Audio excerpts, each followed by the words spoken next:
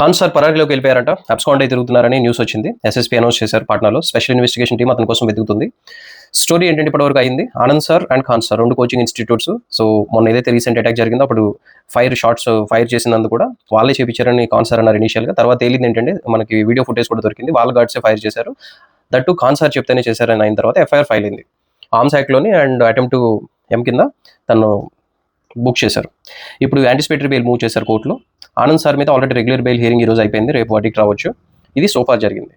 ఇక్కడ అన్నిటికంటే దారుణం ఏంటంటే ఖాన్ సార్ని చాలా మంది బ్లేమ్ చేస్తున్నారు కమెంట్ సెక్షన్లో. ఆ రోజు మనం చేసిన రీల్ స్టూడెంట్స్ టీచర్లో, బికాస్ అతను చేసింది ఏంటయ్యా, తక్కువ ఫీజుకి కోచింగ్ ఇన్స్టిట్యూట్లో తను పిల్లలకి ఇది ఇచ్చాడు అంతే. ఎందుకంటే మీలాంటి మేధావులు చాలా మంది ఫోన్లో అవి తీసుకొని వెళ్ళి అతను ఏదో చెప్తే రికార్డ్ చేసి బయట పెడదామని చాలా ప్రయత్నాలు జరిగినాయి. నాకు లోకల్లో ఫ్రెండ్స్ ఉన్నారు, తెలుసు నాకు, రైట్. బట్ అతను నిస్వార్థంగానే చేశాడు ఇప్పటి వరకు.